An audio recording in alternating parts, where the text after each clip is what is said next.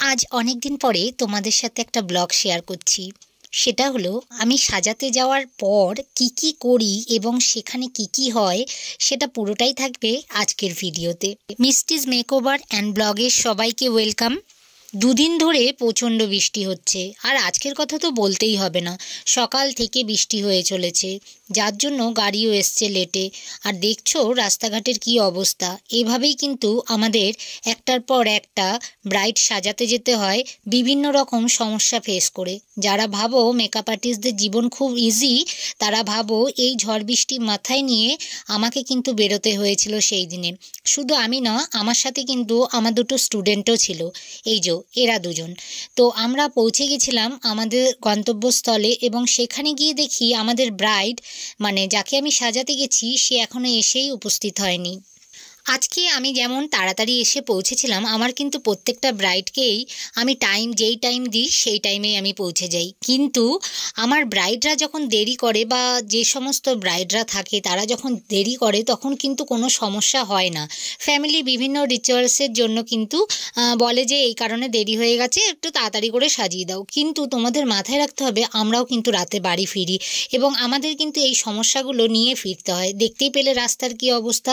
এরকম রাস্তা দিয়ে রাতে আসা মানে খুবই সমস্যার বিষয়, সেটা তোমরা বুঝতেই পারছো। আর বিয়েবাড়িতে গিয়ে দেখছি বিয়েবাড়ি পুরো ফাঁকা, কেউ কোথাও নেই। আর আমার এই যে ছাত্রী দুজন, তারা তো রীতিমতন কনের যেখানে বসার জায়গা করা হয়েছে সেখানে গিয়ে কন্টিনিউ ফটো তুলেছে। আমিও কিছু কিছু ফটো তুলেছি, আর পরিবেশটা ছিল ভীষণ সুন্দর। আমার তো খুব ভালো লাগছিল। টিপ টিপ বৃষ্টি পড়ছিল, আর ছাদের উপরে দাঁড়িয়ে যখন পরিবেশটা দেখছিলাম, আমার কিন্তু মনটা বেশ ভালো হয়ে গেছিল। আর সত্যি বলতে এরকম পরিবেশ যখন দেখতে পাই আর মনে যখন আনন্দ থাকে, সাজানোর ইচ্ছেটা যেন অনেক বেড়ে যায়। আশেপাশের পরিবেশ দেখতে দেখতে 1 ঘন্টা 15 মিনিট কখন যে কেটে গেল বুঝতেই পারলাম না। আর 1 ঘন্টা 15 মিনিট পরে কিন্তু আমার ব্রাইড সেখানে এসে উপস্থিত হয়। যেহেতু আজকের ব্রাইড খুব লেট করে ফেলেছিল, সেহেতু ও খুব টেনশানে পড়ে গেছিলো এবং নার্ভাস হয়ে গেছিলো। আমি ওকে বললাম আমি তোমাকে ঠিক টাইমে আমি রেডি করে দেবো, আর রীতিমতন সাজানো স্টার্ট করলাম।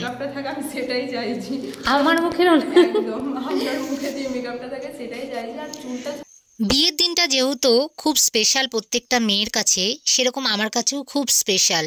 কারণ সেই দিনটায় আমি তার মনের মতন করে যদি তাকে সাজাতে পারি, তাহলে সবচাইতে খুশি আমি নিজে হই।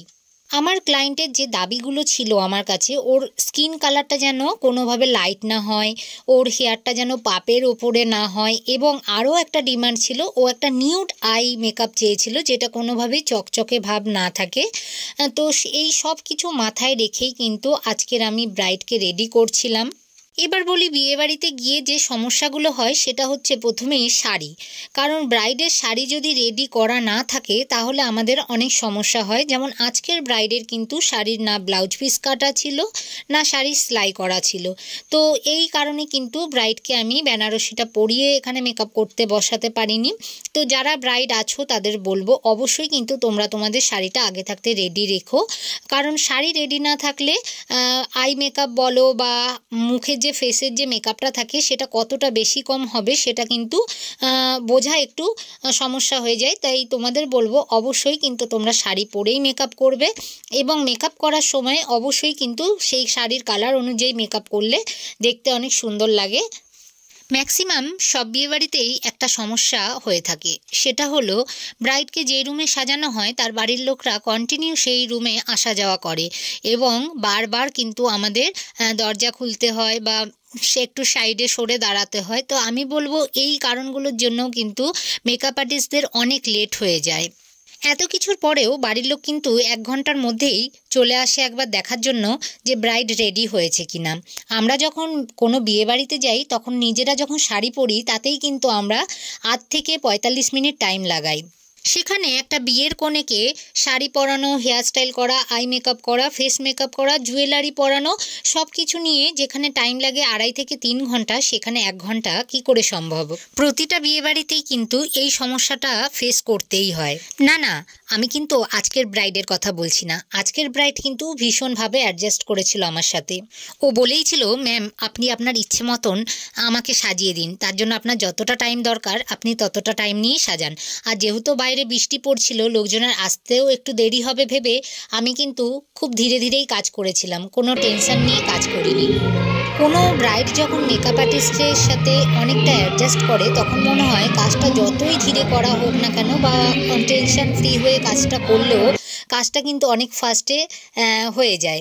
আজকেও তাই হয়েছিল। আমি কিন্তু ওর টাইমের আগেই ওকে রেডি করে ফেলেছিলাম, আর ওর লুকটা কেমন হয়েছিল সেটা দেখে কিন্তু সবাই খুব ভালো রিভিউ দিয়েছিল, যেটা আমার এই বিয়েবাড়িতে খুব ভালো লেগেছিল। আর যেহেতু ও একদম হাইলাইটারটা বেশি চায়নি, লাইটের উপরে চেয়েছিল, আমি কিন্তু একদম হালকা করে ওকে একটা ব্রাইটনেস দিয়েছিলাম, যেটা ওর ভীষণ পছন্দ হয়েছিল। আর তার মধ্যে কিন্তু আমরা শাড়ি রেডি করে ফেলেছিলাম, ফুলও আনিয়ে নিয়েছিলাম, যথারীতি ওকে ফুল লুকটা আমি রেডি করে ফেলেছিলাম। দেখো ওকে কেমন লাগছে, আর তোমরাও জানিও যে আজকের ব্রাইডকে কেমন সাজিয়েছি। আর যারা আমার কাছে সাজতে চাও তারা অবশ্যই কিন্তু কন্ট্যাক্ট করতে পারো আমার সাথে।